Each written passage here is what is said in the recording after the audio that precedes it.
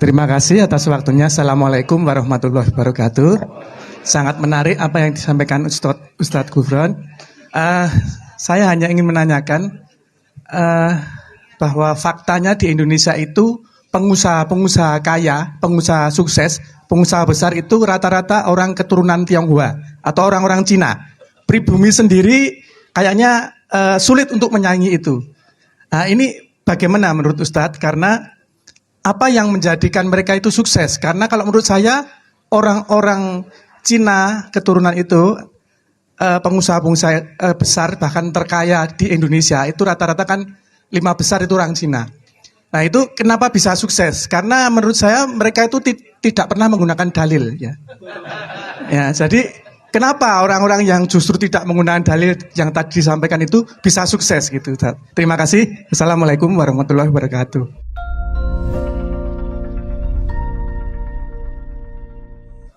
Assalamualaikum warahmatullahi wabarakatuh.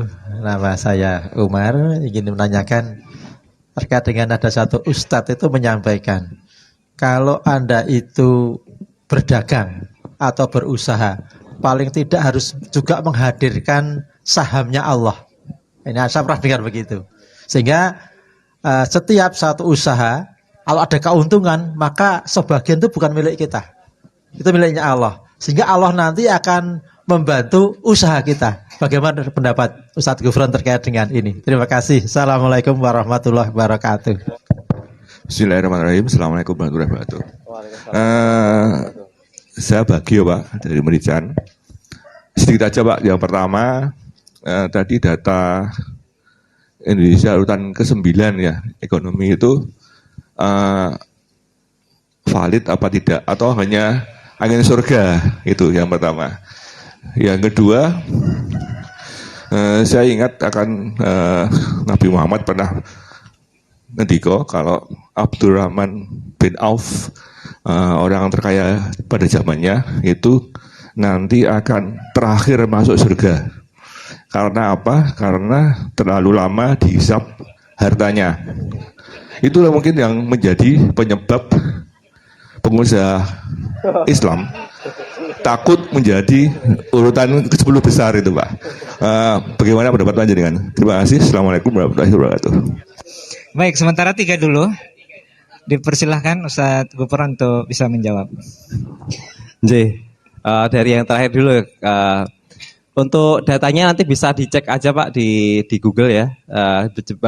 Jadi data ranking ekonomi itu bisa dilihat GDP aja, GDP aja, atau GDP at purchasing power parity. Nah kalau yang GDP aja itu tidak memperhatikan tentang tidak di-adjust dengan nilai mata uang gitu. Jadi misalnya di Amerika misalnya tempe siji $1 kan.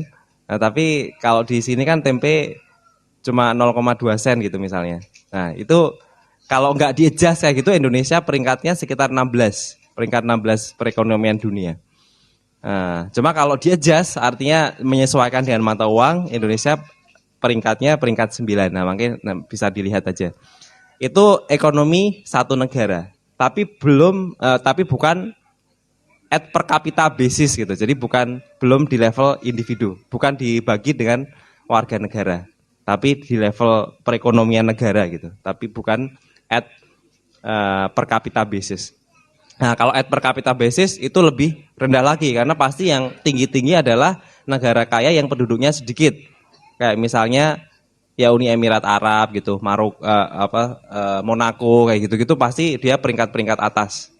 Negara kaya yang peringkat penduduknya sedikit pasti peringkatnya atas. Nah, cuma kalau kita berbicara tentang ekonomi biasanya pakai ya level of magnitude-nya gitu. Jadi kita melihatnya glondongan sak negara ngoten. Nah, kalau kita ngelihatnya glondongan sak negara niku ya kalau pakai GDP peringkatnya 16, kalau pakai GDP at purchasing power parity itu peringkatnya sekitar peringkat 9. Betul. Nah, lalu terus kemudian tadi tentang hisab ya. Wah itu saya itu di luar kemampuan saya untuk menjawab. Ya tapi mungkin ya itu nanti wilayahnya Ustaz Syakir lah yang menjawab ini. Iya, tapi apa namanya kalau misalnya kita analogikan di perusahaan gitulah, apa namanya kita sebagai direktur utama lalu atau kita misalnya sebagai petugas kebersihan. Nah itu kan job desk-nya beda, responsibility-nya beda, hak kewajibannya beda. Tetapi ibaratnya kalau apa namanya proses due diligence itu kan ya pasti yang levelnya atas akan di screen lebih dalam gitu. Karena memang tugasnya banyak gitu. Kalau misalnya tugasnya sedikit, ya screeningnya nggak lama. Nah, tapi itu berarti apa kalau secara value lebih bervalue tentu orang-orang yang punya tugas tanggung jawab yang banyak itu. Nah sehingga mungkin bisa dianalogikan seperti itu. Jadi ya nggak apa-apa hisapnya lama. Yang penting lulus kan hisapnya. Kan masalahnya bukan lama cepatnya, tapi yang penting lulus terus kemudian hasilnya gimana. Kalau lama pendek kan tergantung dengan yang di screen yang seberapa banyak gitu. Yang penting lulus dan hasilnya memuaskan. Ya lalu terus kemudian tentang dari Bapak Umar mau nggih tentang saham Allah gitu. Nah, apa namanya? Ya saya sangat meyakini itu karena kesuksesan apa namanya dan kegagalan itu di luar kontrol kita yaitu semuanya Allah Subhanahu wa taala. Makanya saya itu nggak terlalu ngambil pusing. Ibaratnya apa namanya Evermos ini akhirnya berhasil atau ternyata gagal atau apa, saya nggak mikirin itu gitu. Yang penting jalanin aja karena semuanya itu ya udah kehendak Allah Subhanahu wa taala tadi yang ada di ayat yang tadi kami sampaikan. Nah, tapi untuk kemudian agar kita ini bisa mendekatkan keberhasilan dengan keberkahan itu ya diantaranya dengan apa namanya ya dengan kekuatan itu tadi misalnya ya sedekah, zakat dan lain sebagainya. Bahkan ada kisah teladan masa lalu kan tentang apa prinsip sepertiga gitu. Sepertiga harta kita, sepertiga penghasilan kita atau keuntungan kita itu kita putar lagi sepertiga untuk kemudian kita apa namanya kita untuk pengeluaran sepertiga untuk kemudian disedekahkan, didonasikan gitu dengan zakat, infak, wakaf dan lain sebagainya. Itu diantara best practice dari dari orang-orang soleh masa dahulu untuk kemudian bisa bisa berhasil dengan penuh barokah. Nah, lalu pertanyaan pertama tadi tanpa dalil aja ya itu tanpa dalil makanya sukses gitu kan. Luar biasa. Ya insya Allah dengan dalil tambah sukses kan ya. Insya Allah. Ya jadi kalau kita lihat sebenarnya zaman itu kan dibolak-balikkan ya. Ada masanya umat ini naik, umat ini turun. Tapi kalau kita lihat dulu umat Islam itu sangat jaya-jayanya ketika misalnya pas Kesultanan Utsmani dulu kan. Saya itu membaca sebuah biografi Sultan Selim. Sultan Selim ini adalah salah satu sultan sultan dari Turki Utsmani. Di situ diceritakan bagaimana Turki Utsmani itu sangat powerful sekali. Jadi menguasai 3 benua. Benua Eropa Timur, terus kemudian Afrika Utara sama Asia. Itu di bawah kepemimpinan Turki Utsmani. Dan sejarah dan itu menjadi negara yang ibaratnya super powernya abad ke-15 sampai abad ke-17 itu adalah Turki Utsmani ini. Artinya orang-orang terkaya di dunia waktu itu ya orang-orang Turki Utsmani. Ya.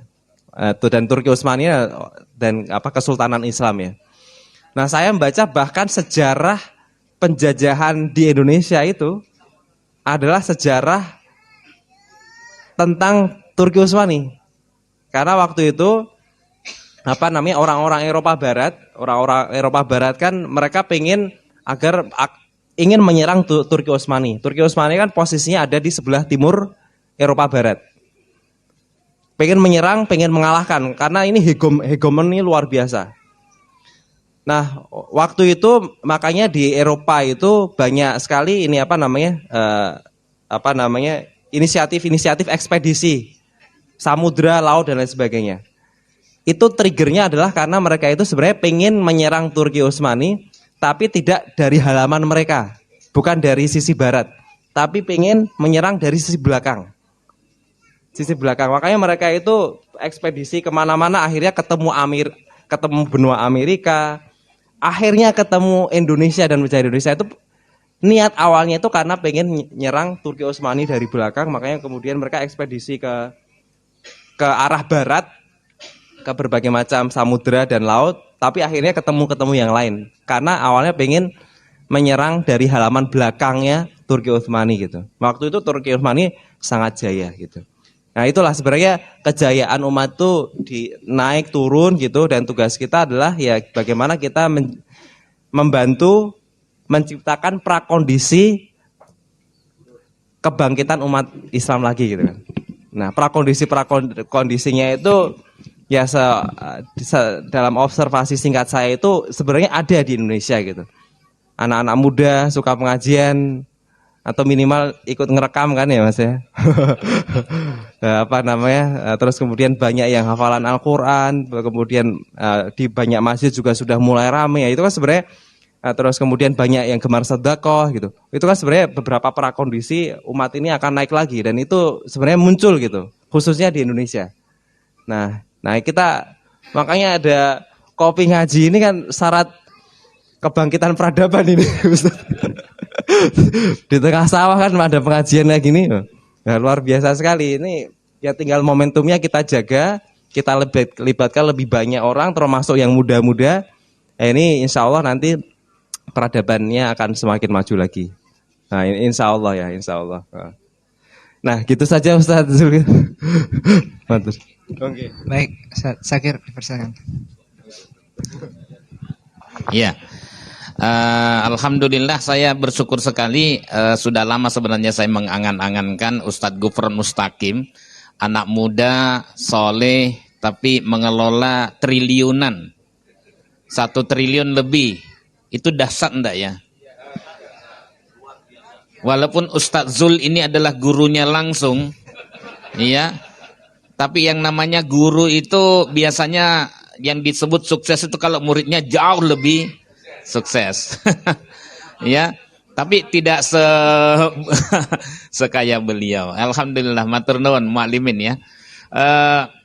Ada tadi pertanyaan dari Pak Surya ya, kalau tidak salah lihat ya.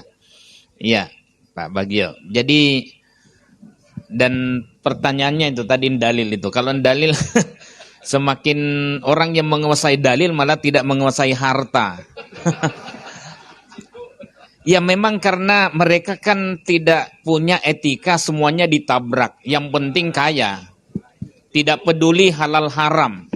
Nah, kalau kata Allah dalam Ali Imran 196, la yagurrannaka taqallubul ladzina kafaru bil bilad.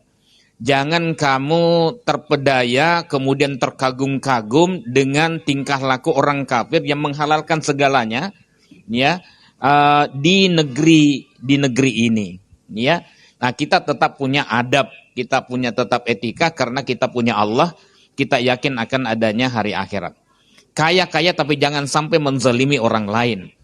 Ya, kalau malah perlu, nah, kata Ustadz Gufron yang sudah memberikan contoh, mari kita sama-sama.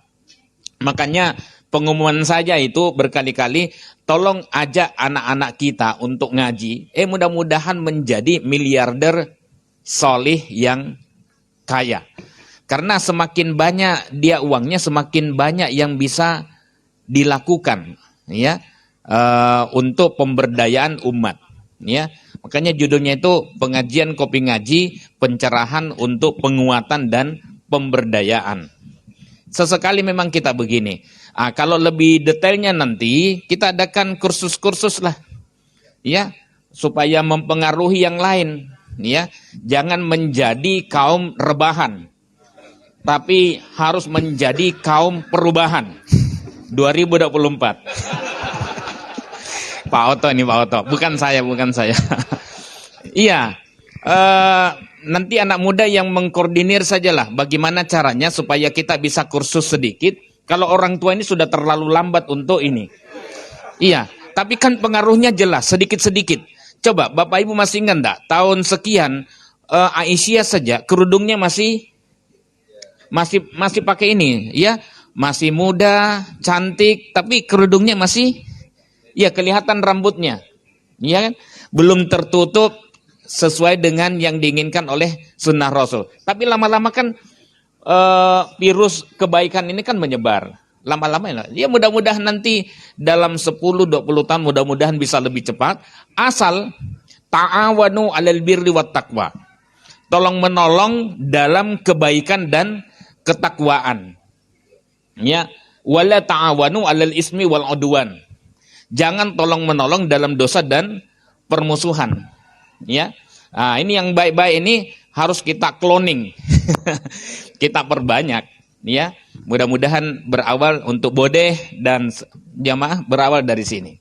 Kemudian kalau Abdurrahman bin Auf, saya dia memang orang kaya. Alhamdulillah pernah kita undang Ustadz Ridwan Hamidi. Bercerita tentang Abdurrahman bin Auf. Memang ada riwayat yang saya terus terang belum cek itu, yang mengatakan bahwa Nabi SAW nanti Abdurrahman ini merangkak terakhir masuk surganya, ya, dia akan terakhir. Saya belum cek kualitas hadisnya. Sekiranya pun sahih, masih ada lanjutannya. Abdurrahman bin Auf akhirnya dia mencoba untuk menghabiskan hartanya. Dia membeli kurma busuk. Dia beli supaya hartanya cepat habis. Orang-orang yang menyimpan kurma ini kemudian berbahagia karena tidak bisa dia jual. Dia beli semua. Ya. Tapi sudah, alhamdulillah, yang lain pedagang-pedagang senang dan kemudian berkurang hartanya. Senang dia.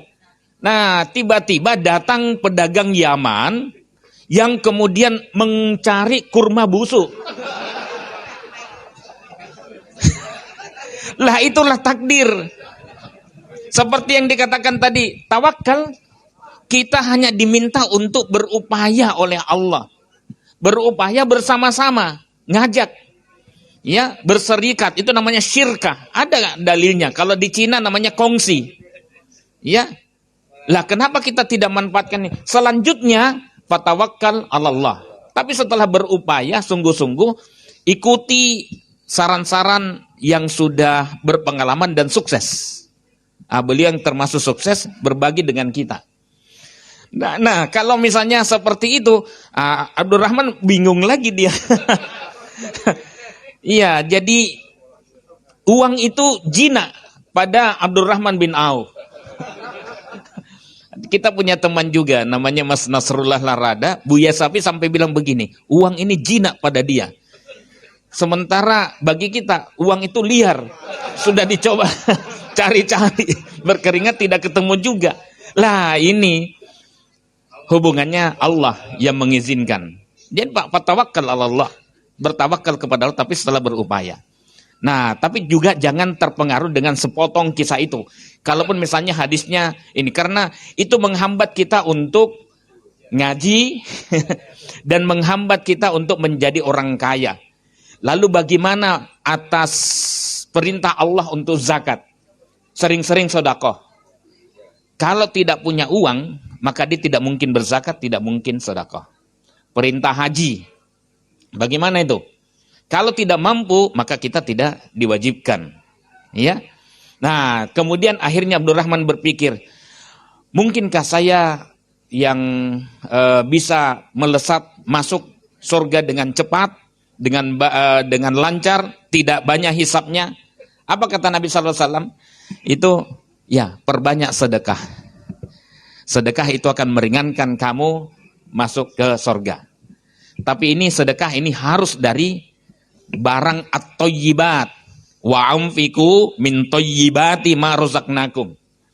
Jangan dari maling, Jangan dari rampok, karena seberapa banyak pun kita sedekahkan itu bukan tojibat.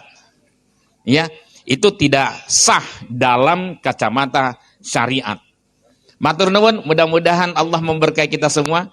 Ya, jadi miliarder yang luar biasa. Amin. Amin. Amin. Wassalamualaikum warahmatullahi wabarakatuh. Waalaikumsalam warahmatullahi wabarakatuh.